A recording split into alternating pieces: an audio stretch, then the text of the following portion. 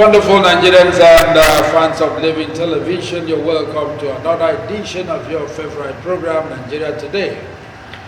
We must have to apologize for yesterday for not coming on board with your program Issues of the Moment. We assure you Friday. In today's Nigeria Today, we'll be looking at Fubara Wike loyalist battle for control of Rivers Assembly. Nigeria elections product of manipulations by APC chieftain. Afenifere Ohanezendibu and others, that's Tinubu on executive order on state and local government policing. European Union supports Nigeria with 30 million euro for combat of corruption to strengthen rule of law and others. These are many more be coming your way today. As usual, I am not alone in the studio. I have a wonderful analyst who you will love listening to. And in the studio with me is no other person but Comrade Nnamdi Lekwachi is a historian, he is a political affairs analyst and public affairs analyst. He's a man who loves dealing with dates and numbers. Another Chikobi of our time, though his own, is on the history. And then outside that is also a televangelist. Comrade, you're welcome to the program. Thank you so much for the introduction and the specification that I'm not actually a mathematician. All right, Fubara Wike loyalist battle for control of Rivers State Assembly. Recently, I'm sure it was the news all over the nation about the impeachment of the Rivers State governor. Yeah. And then at the end of the day, they ended up having a new speaker in the House of Assembly. And shortly after that, Fubara, the governor of Rivers State, openly told Nigerians that has no problem with his master, Wike. And the Wike in a public announcement, in a public statement said he must maintain his structures in River State. And then this brings us to this godfatherism in various states in Nigeria. Yes. I'm sure Abia State here experienced that. Yes. And then talking about that, is one who has served out his tenure as a governor. What would they be looking, if not aiding that person who is there to make sure the person succeeds? And then instead of talking about your structures in that state, you governed for 8 years, what are you supposed to be doing with those structures and so on? And then godfatherism, how has it helped Nigerians? You see, the issue of godfatherism itself has not really aided this country in any significant way. And I would say it without mincing words, with no fear of contradiction. You see, the other day in the news I read what was happening in River State. The attack on the other faction. We are having factionalization of not just the House of Assembly in River State, but of government. Government in River State is factionalized. Whether or not you like it, there are loyalists of the governor, there are loyalists of FCT Abuja, and that has actually bettered or reinforced what we used to witness in Abia State before now.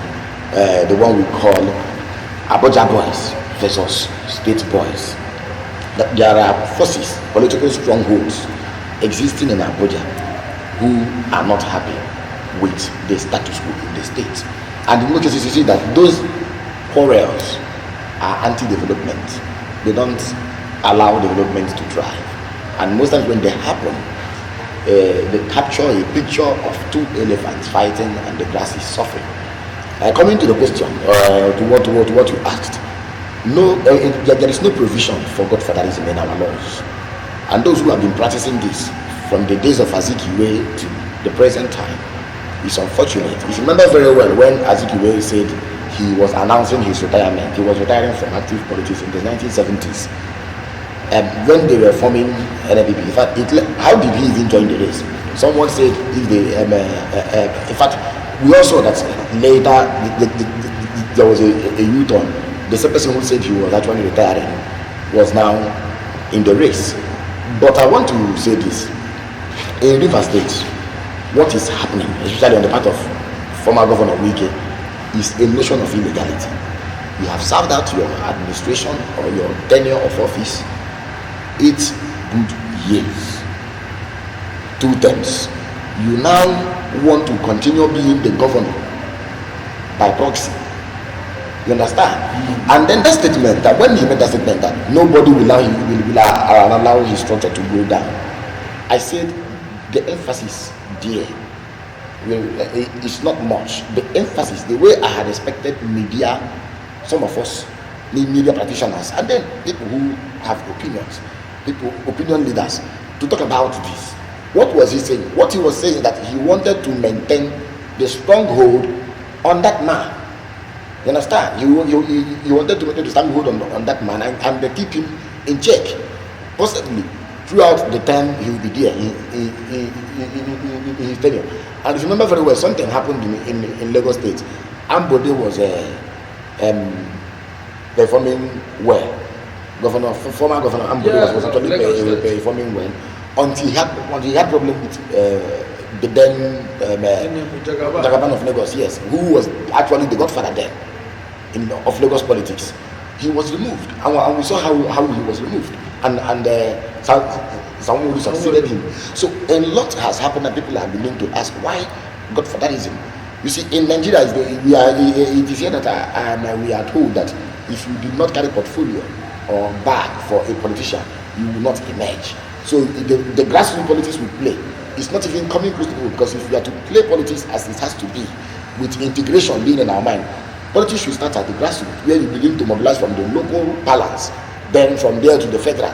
But here you are told to carry back for someone, and that is godfatherism. So when you are given power, but not office, when you are given power, because I always try to emphasize the difference between power and office. I say if you are elected into office, you are accountable and beholden to a people. But if you are elected into power, or power was given to you by someone, maybe the establishment or any political structure, you see that you are not even accountable to people, and that is likely what Rivers State may suffer if care is not taken. So godfatherism has never fetched us any benefit, that it has destroyed the fabric of our polity. In Niger State, it happened here between former Governor Josokalo and former Governor Theodore Ahamefula, who was his former chief of staff. Then we saw how it happened. We saw that at a point it led to sectionalization. You understand? It led to sectionalization in the state, and then everybody suffered it. We saw near state capture, in fact, collapse of governance, and then all structures of governance.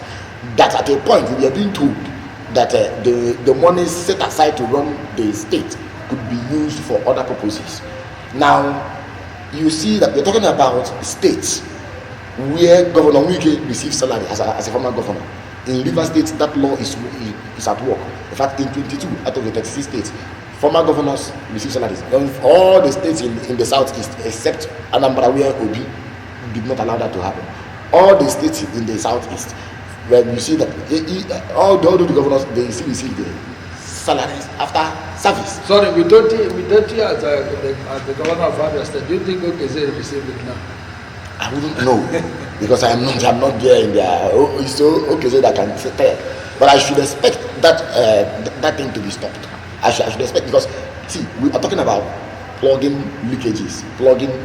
Every time we cry about deficit budget, about gaps in funding our budget, if we are desirous of achieving robust, healthy budget, sustainable budget, we must also plug that leakage.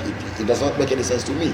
And I want to say this, you see, some of these governors, they end up putting, like we heard of Mike, putting commissioners in place, and that he sponsored all people who went to the House of Assembly, a great majority of them. So it becomes a problem that a governor like Fubara himself was just put a place surrounded, you understand, by loyalists of Wike. So he may not be able to take the decision by himself. And Wike was bold to say it on national television that nobody will be happy if that structure goes down. That goes to tell you that Wike have put in place governance. And then we must also ask the question: Rivers State did not begin with Wike.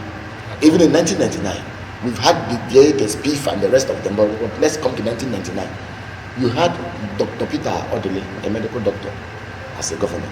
When he left, There was an attempt to make Celestin Omehia his successor, but former governor Amamechi wrote in to court and challenged the whole thing, and the court ruled that he should begin. He became governor. After him, Wike came.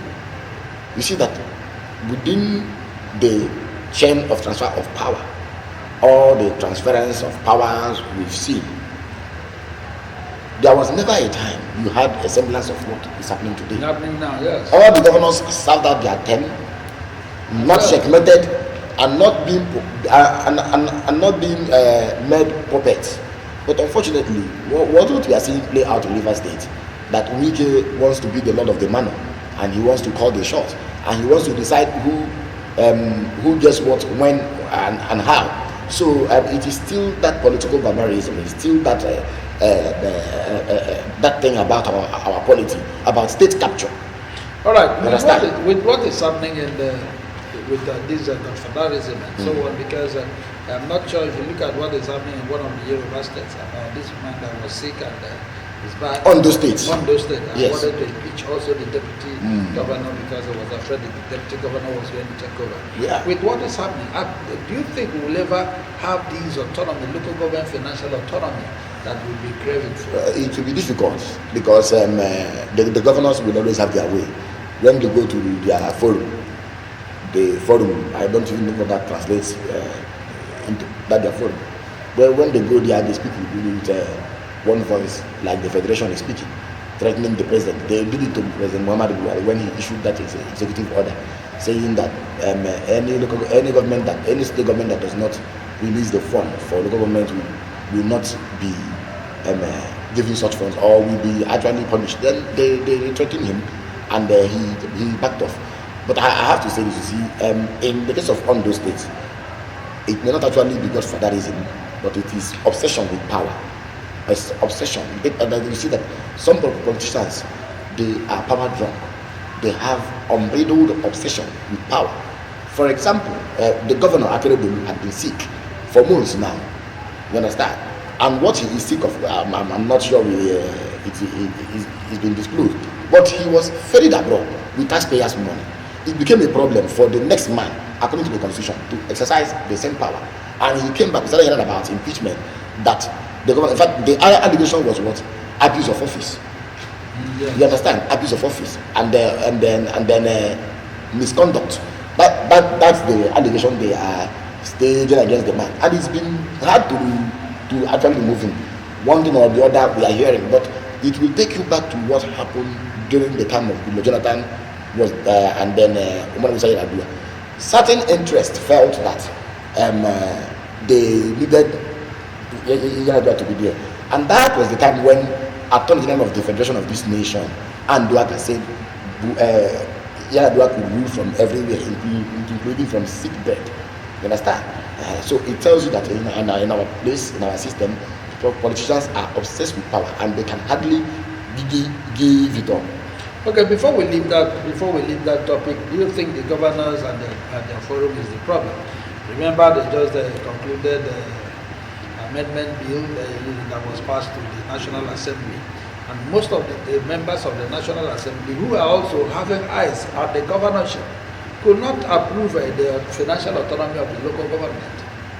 It's not even most of them are having eyes in the governors. Some of them are former governors who have proceeded there, and who had one way or the other succeeded putting someone as a successor. You understand? And then I'm not here to establish it, but it may interest you to know that if we are to carry out investigation, you will see that some former governors still collect something more than even the state laws allow. So they're talking about independence of the third tier of government. That one will take a whole lot of reforms, structurally, constitutionally, in our laws. They have to be there.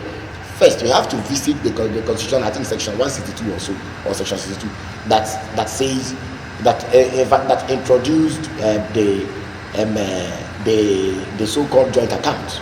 You understand? Which made the governors to now puppeteer or to even impoverish local government, that we no longer get to hear executive chairman or executive chairman, than we hear such things like interim and caretaker committee and then transition committee chairman. But then we do not know the implication of that. That's part of the hangover, the military hangover, because it was the military that introduced the idea of interim government. You understand? So it's unfortunate. Okay, right now, before we leave that topic, also, like I said earlier, now coming back to Abia State, where a lot of hopes were raised when our nearby governor was sworn in, and who had in his some of his campaign promises had said that he's going to make the local government, the torture of government, very robust, and that he's not going to work with these caretaker committee and transition committee chairman. And now that is exactly what we're experiencing, and about 4 or 5 months behind the time, and then we are still having that. Yes, I think if at all we want to achieve what for true federalism, government should not even have any business. They shouldn't be telling us they will make the local government independent. The local government ought to be independent.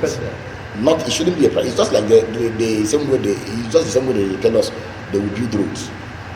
You understand?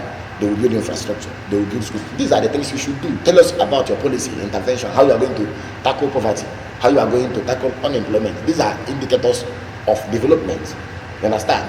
And food security and other things. So I think if at all we are a society that is hinged or founded on true democratic values and principles, it shouldn't be about the local government they should be independent. And I'm expecting that in no distant time, the governor allows election to happen at that level, at that tier of government. Because if you are having government at the state level and having at the federal level without people at the grassroots level, there is no government yet. And that's why if you look at countries with more stable democracy like America, you see that the counties and the sheriffs, the people are more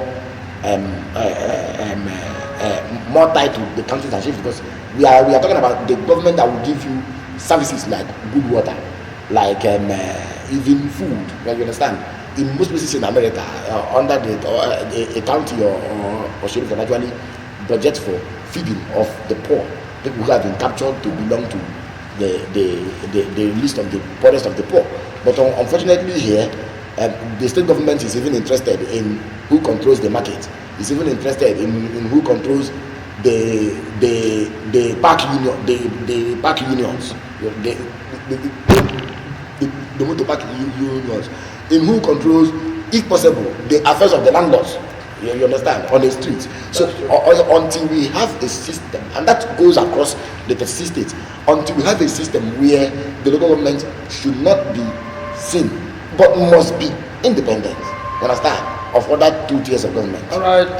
Let's look at this other one. Nigerian elections, the product of manipulations. Yeah. I know that this is by APC chieftain, the former chairman of APC, national vice chairman APC Northwest. I equally caution President Tinubu and the ruling party's leaders to resist the temptation of overindulging themselves with a false belief that they could continue to succeed in imposing their choices on Nigerians. And now, how do you look at this statement? Yes, I think the bird is coming home to roost. I think I would begin by saying, yes, it is timely, it is ideal that this message was served because of where they have taken this country to. Recently, okay, when I was talking, I did mention state capture. If you look at the way things are being done here, you see that there is a conscious effort being made by the political class to capture all the instruments and paraphernalia of government. And what do I mean? All the democratic instruments and then institutions. You see, the other day we were talking about our courts. We now have a situation where the appeal court is now reversing what the Supreme Court had ruled or had upheld. It's no longer about court of coordinated jurisdiction issuing ex parte motions or contradicting judgments, but that the hierarchy of courts is no longer sustained in this country, and that is judicial rascality. Now, bring it back to political parties. We saw the election, we saw the manipulation, even from INEC, even from political parties, even from candidates. We also saw how some of these candidates mobilized and charged their followers to snatch power and run with power and then grab power. But that has been, now that the dust seems to be settling, the worry I have is that there is no talk of political or institutional reforms that may have to do with INEC and the judiciary, the two institutions that actually exhibited massive corruption, you understand, following the election. So that message is timely, because the president, the governors who have been elected, the senators should not rest on their oars thinking that they are home and dry. You understand? They have to be careful. There is hunger in the land, and we keep hearing in the news how billions and millions are being voted into security votes, vehicles, what have you, things that are meaningless. Yet every day we cry here. You are looking to transfer 25,000 naira to 15 million poor Nigerians for only 3 months, but we use 1.5 billion naira to buy vehicle for your wife, and then 1.7 billion naira to buy vehicle for yourself, and then the House of Assembly the House of Reps members and the senators will collect 160 million naira worth of SUVs. Now, someone who has been a senator in United States has been there since 2007, without singling him out. I'm not targeting him, but I want to draw this analysis. You see, if Abaribe had been there since 2007, he collected in 2007. He collected another vehicle of sorts in 2011, another one in 2015, another one in 2019. Now 2023, we will make it 5 of such vehicles.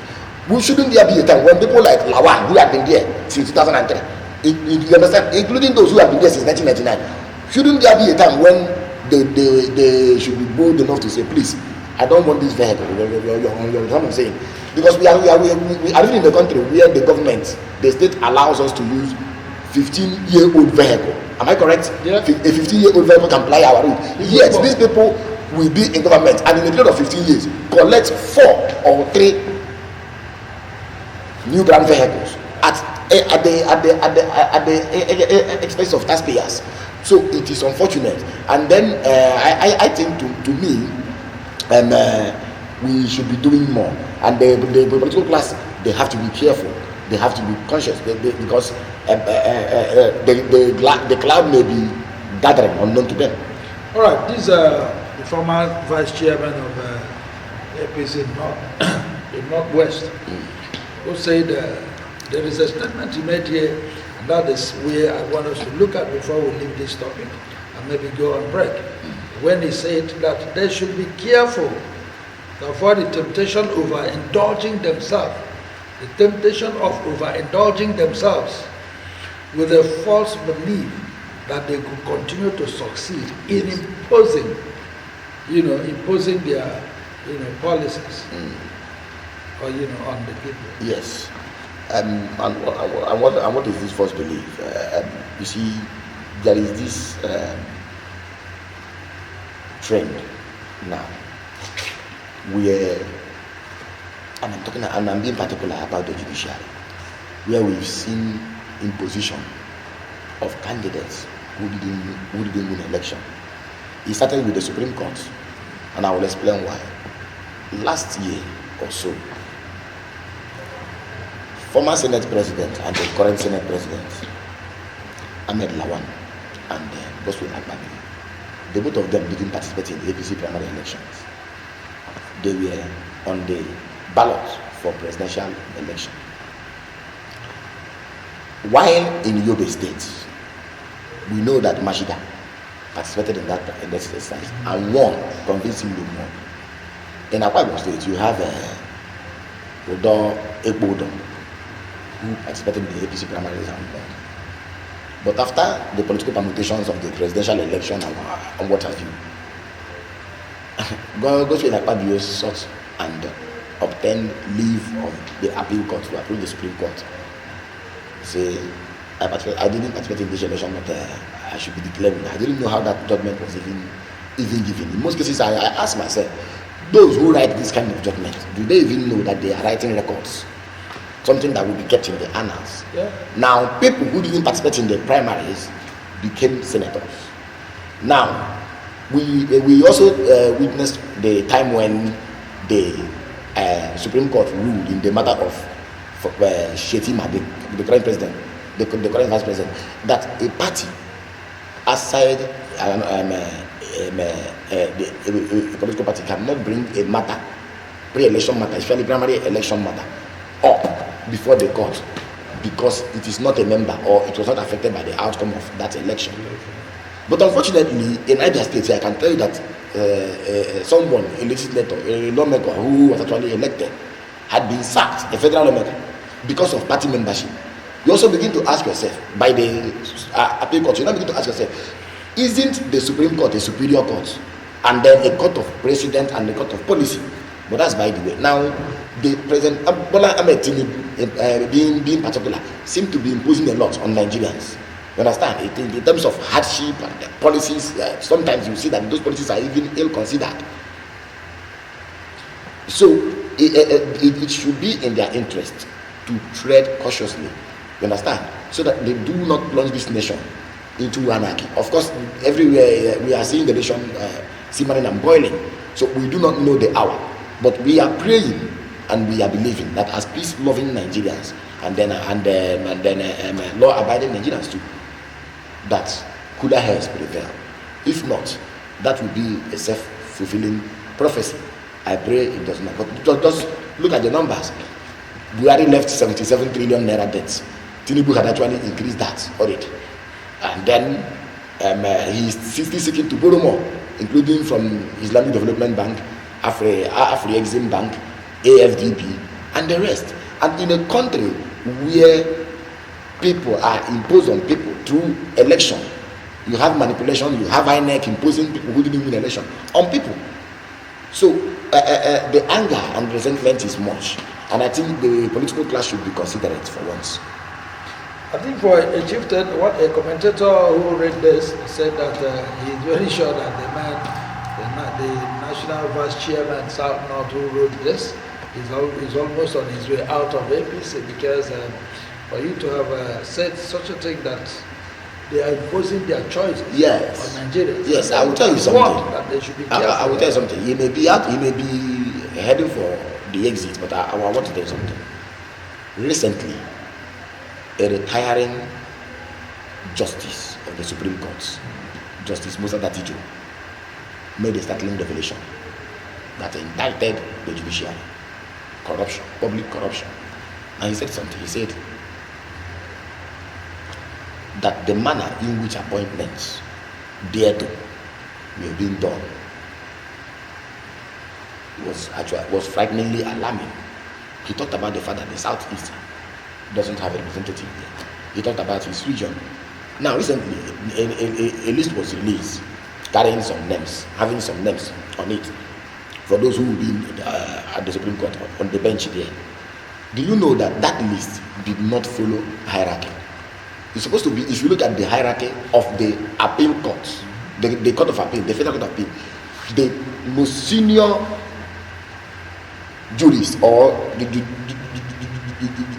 judicial officials should be the one to move to the Supreme Court. But unfortunately, they have bastardized the process that people were selected not because of competence, not because of their know-how, not because of their intellect, but because of their political affiliations and persuasions. It was in this country, and that is gross imposition. For example, Lagos State is going to have about 2 justices in one Supreme Court. If case not taken, Lagos State, only one state, whereas there are 22 provisions, which means 36 states cannot even be there at the same time. So there is a way they tie it. They may join the state in 2s or 3s and say this justice is representing this axis. Yes, Imo and Abia may be tied as well. Then we are having a state with one and already another person on the list.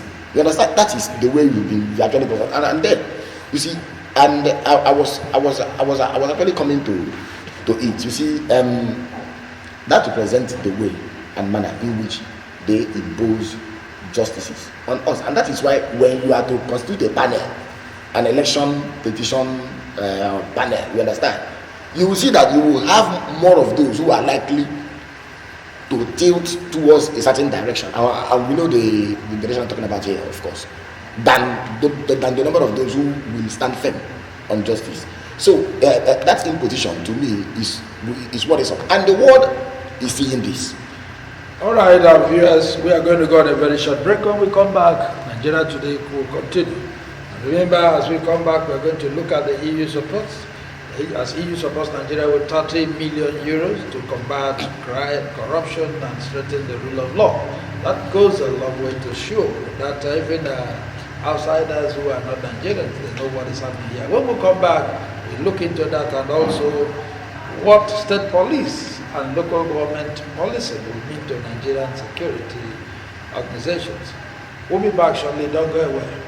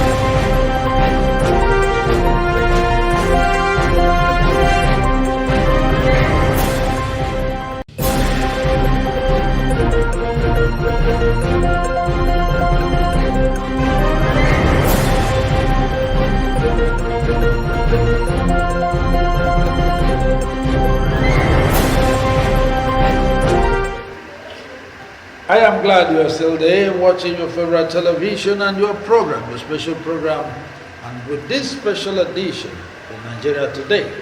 Like I said earlier, we are going to look at the European Union supports Nigeria with 30 million euro to combat corruption and strengthen the rule of law. The European Union yesterday announced 30 million euro support to Nigeria to strengthen the rule of law, fight corruption, and reduce gender-based violence, while promoting respect for human rights and ensuring inclusivity for all Nigerians. I think this group, the European Union, they've been so wonderful to Nigerians. They've been so kind, they've been so good to Nigerians, considering their investment towards the just concluded 2023 general elections. Yeah. But unfortunately, even when they made the observations, nobody looked towards that way. And now they are out again with 30 million euro to help Nigerians, especially about the four things they mentioned, not just about strengthening the rule of law, and which even from top to the last, especially the last administration, nobody looked towards that when they talk about the rule of law. And now talking about human rights and gender-based violence. So on this side, and for that, they didn't just want to say it, Nigeria, you are not getting it right on this area, and we want you to get it right this time. Not just that, but they also gave out something, 30 million euros. And so, what's your take on this? Yes, I think the EU has always shown itself to be a stakeholder in the project that is Nigeria, because they have always never been found wanting, really, in our election, in our political, in our leadership recruitment process, even our security. You understand?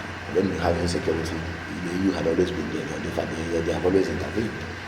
You talk about elections, you talk about democracy, you talk about even sustainable the development plan. The EU has always been our partner yes, and our ally. And what has happened now to me, they spent they spent about 39 million naira during 39 million euros in the last election, training people. You understand? Getting reports, feedback mechanism, and a lot they did to make sure that the election was smooth, transparent, hitch-free, and credible and robust. But unfortunately, it did not pan out that way. And when they released their report, they were unsparing. If you know the report of 2019 before the one they released last, they said that prior to the election of 2019, President Muhammadu Buhari then removed the Chief Justice of the Federation for political reasons, being that he suspected then that the Chief Justice, the CJN, was affiliated with the PDP, and that's to be found in the EU report of 2019. Then in 2023, they said that INEC raised the confidence of Nigerians, raised the confidence so high, massively high, that people believed for once that the process was going to be transparent, credible, smooth, and free. But the same INEC betrayed the trust, and for that reason, there will likely be voter apathy in the future. It is there in their report. So they are partner, they are a stakeholder in our project. But I have this to say, you see, what they are interested in is this. Their work now will be tied with civil society groups who will monitor and then give feedback reports. We will carry out projects. Then they will also interface with both institutions of government fighting corruption like the EFCC, ICPC, and what have you.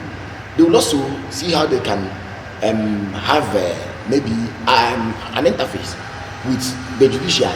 It could be Nigerian Bar Association, it could be anybody, understand, or any organization within the judiciary. But then you look at where they are investing, it means they are understanding the Nigerian problem. Rule of law. You talked about rule of law here. The last administration was famous for going against. In fact, I said they ruled through court disobedience. They ruled Nigeria through court disobedience. There was never a time they obeyed any policy of the court.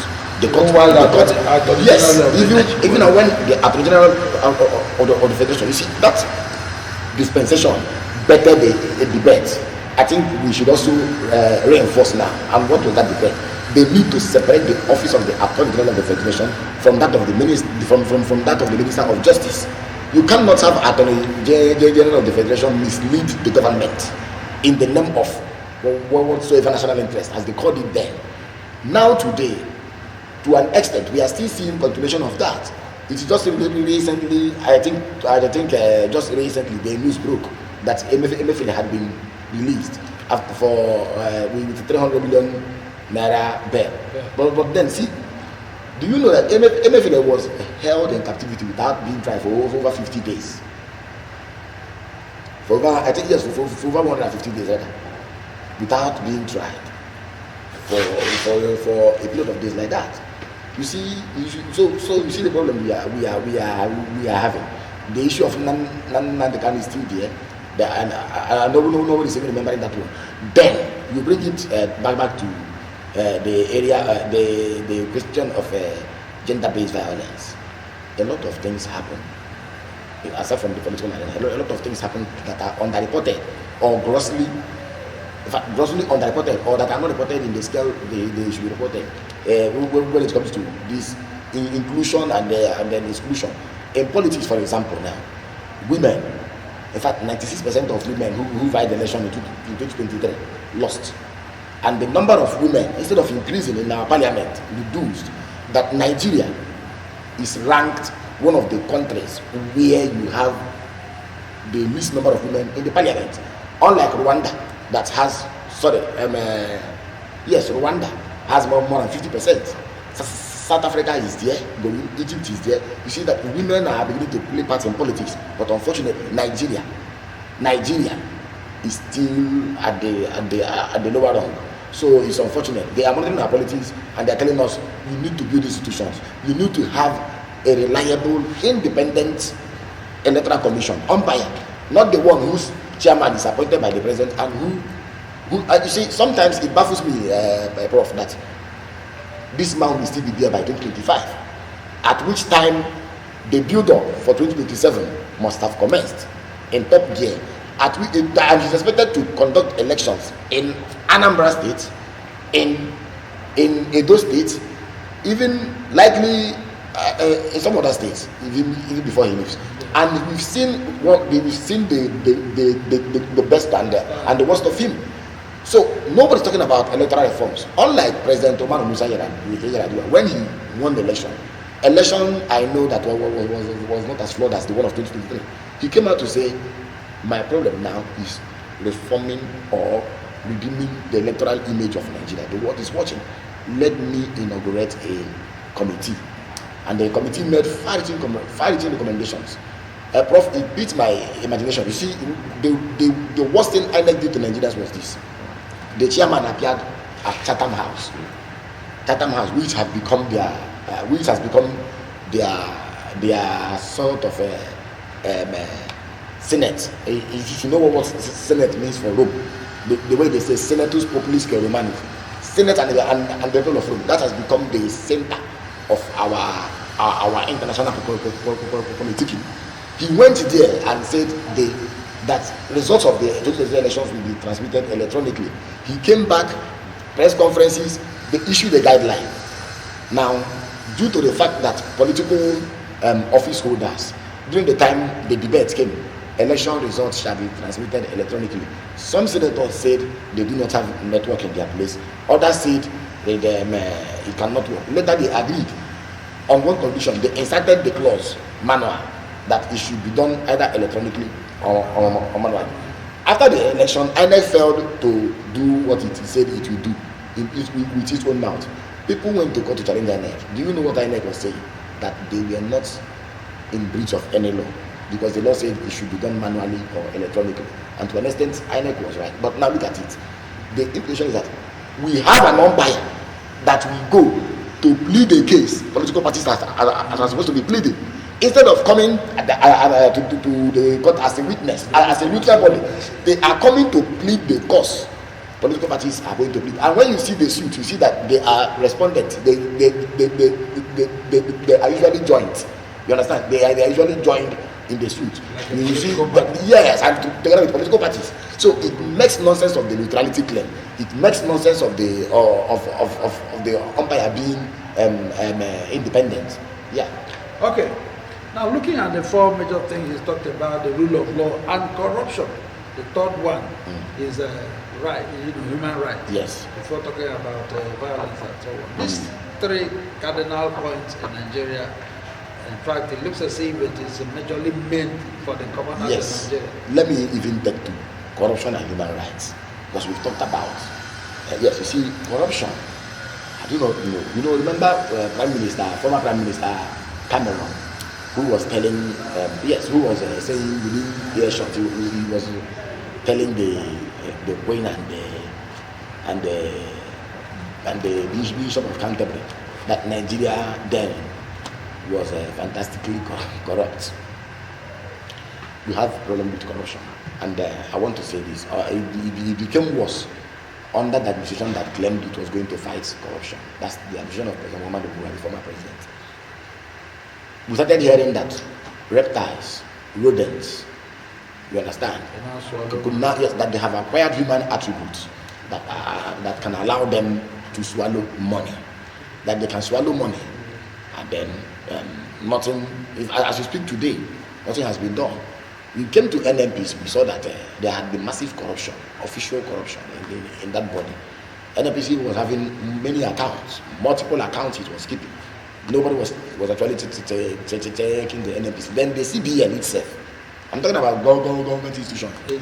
Do you know that at a point we realized that after 8 years, Emefiele, according to the CBN Act of 2007, is supposed to report, give a financial report, make certain financial disclosure before the National Assembly annually. He did not do anything of the sort.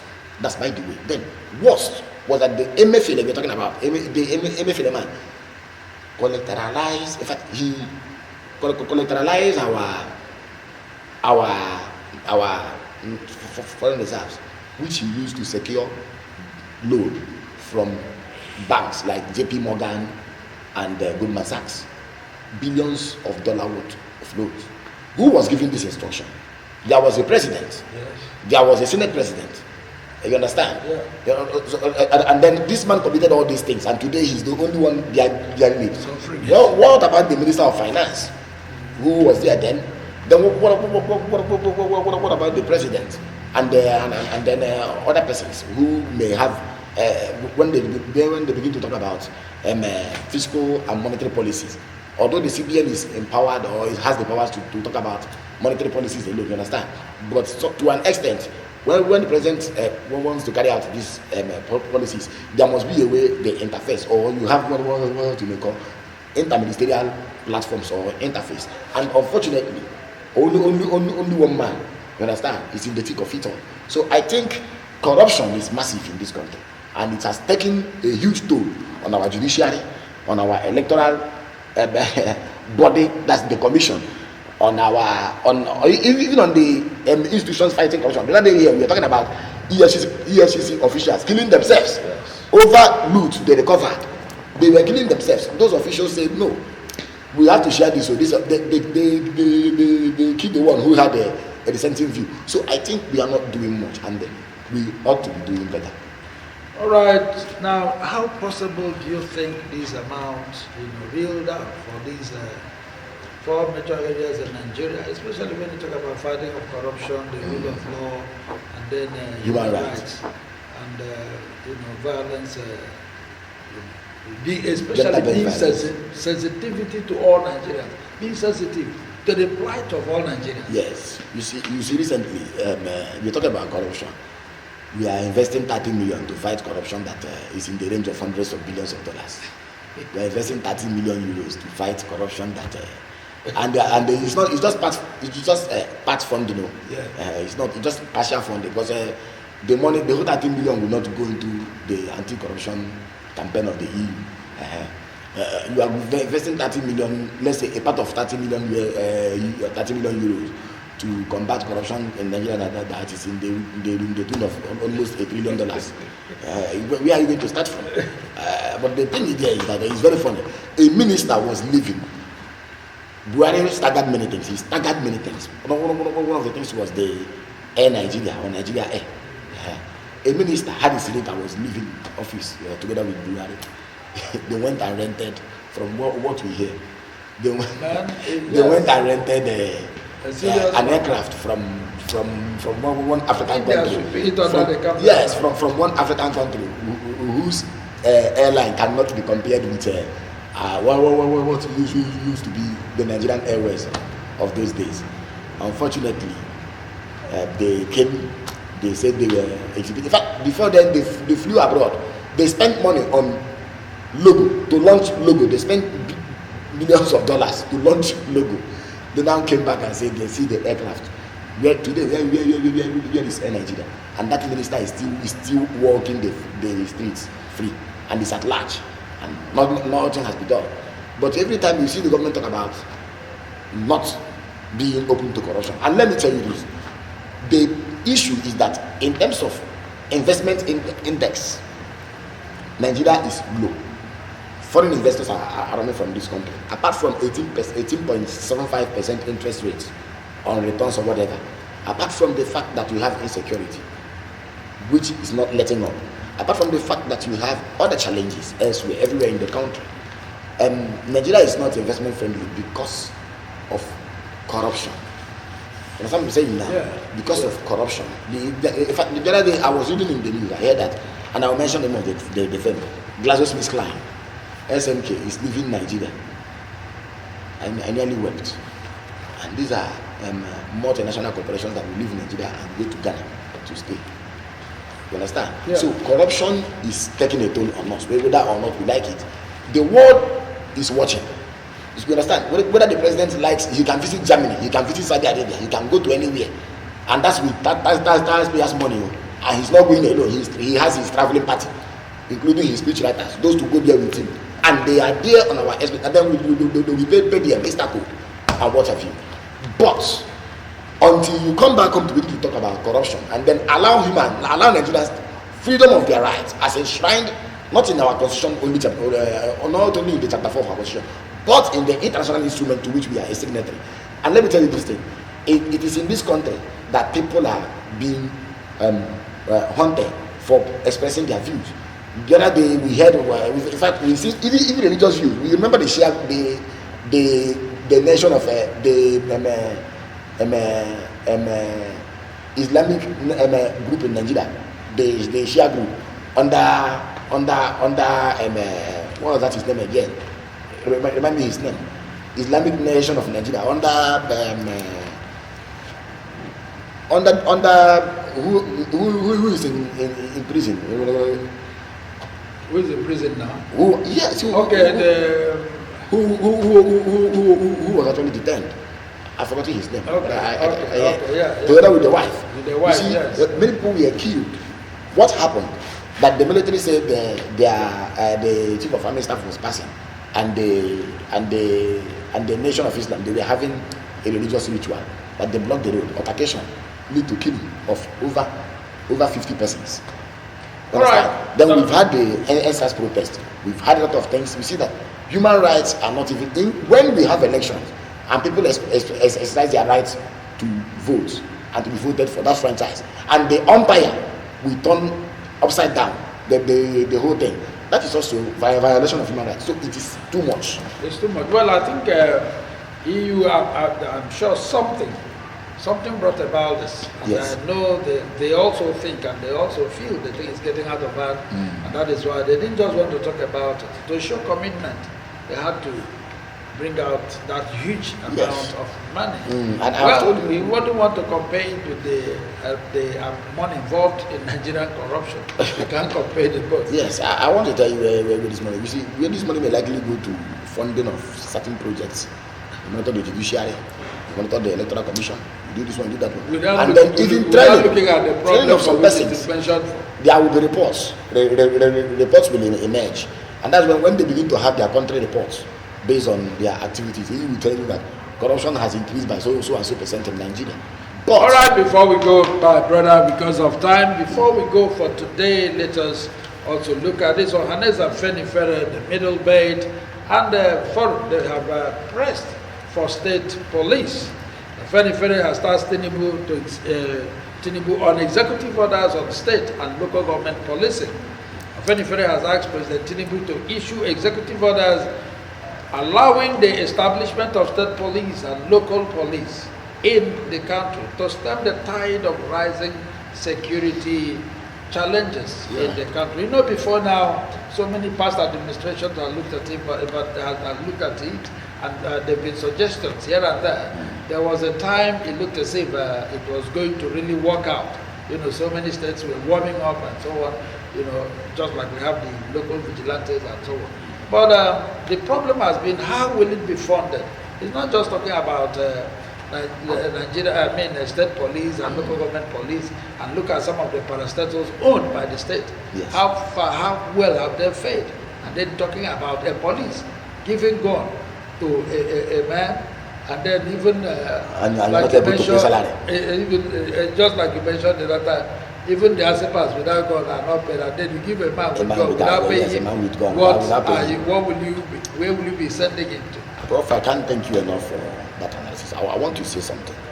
My problem is not just about funding alone. It's part of my problem. Do you know operation is also my problem? How are they going to operate? Will the state governors become their commander-in-chief? You understand? Because that's impliedly. Who will they be answerable? Yes, impliedly is where we are going now. That they may be taking orders from the state governors. And we know that all the state governors, imagine where you have a man like Wike as a governor, and the police is at his beck and call. Certain persons will retire from the state. They will not come back to the state. I'm sorry I'm saying it this way. You understand? Yeah. Imagine where you have certain persons, and will they not turn this police into an agency of state terror? You understand? To which hunt opposition, to chase people. Then it is important we also have state police. But what I'm looking at is our institution, whether it can actually hold. State police, yes, in the Bubago. I was coming to that. We've seen how these governors in the southeast have managed the Bubago outfit in Ebonyi State and the Nimo State. it took a court pronouncement to say, please, the Bubagu should stop functioning. They are illegal.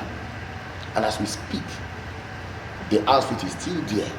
Each time there had been a clash, each time there had been a confrontation, each time there had been a skirmish, you see that the Bubagu is always in the thick of it. You understand? Yeah. And you see that the Bubagu had been used to force arrest, in fact, to enforce certain arrests. You understand? In the state, you begin to ask, is this part of their duty? So it's not just enough to say we are going to have state police. It is fine, because I am in a federation, in a true federal state. Like America, they have their police department, New York Police Department, Los Angeles, all these states, the 50 states, they have their police. They all have their unit.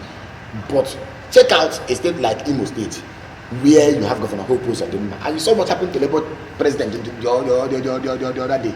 Imagine when some of these governors have police, not just to guide them, but yes, but then in their employ, you understand, in their service, on their payroll. You know what that means? That the commissioners of police will now be commissioner for police, because people don't understand the reason why we say minister of and minister for. You understand? Now, it will no longer be the commissioner of police, will now be commissioner for police, because he's now for state. Now, the governor will just sit with him after drinking and everything. He tell him, go and get this guy arrested. You understand what I'm saying? So invariably, what you're saying, when this yes, it is right. Yes, it's not ripe enough. I will advocate one thing. Their appointment. Understand? Their payment should not come from the government or from the government's office. A state pool should be created for them. A pool should actually be created for them, and then their operational guidelines must be spelled out in the laws of the states if they are to operate, because it is no longer going to be about the Constitution of 1999, which exclusively treats defense, where you have the police, the army, the navy, what have you, under. All right. Exclusively. So I think this is a conversation that we must have. But before we go to it, before we start talking about state police, all these nuances, in fact, all these areas I'm talking about now, these gray areas must be looked into. They are funded. If the governor should fund them, my brother, you don't talk about election. Don't talk about election again. Then their promotion. You know what I'm saying now? Their promotion. Then their discipline, who is going to discipline them?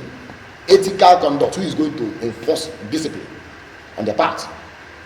Then again, their remuneration, their working condition, the money they are going to be paid. If it is coming from the state governors in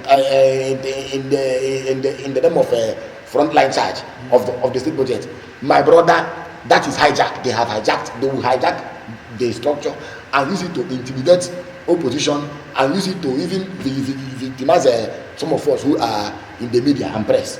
So yes, we have to believe that it is welcome, but we have to structure it in a way that the state governors do not hijack.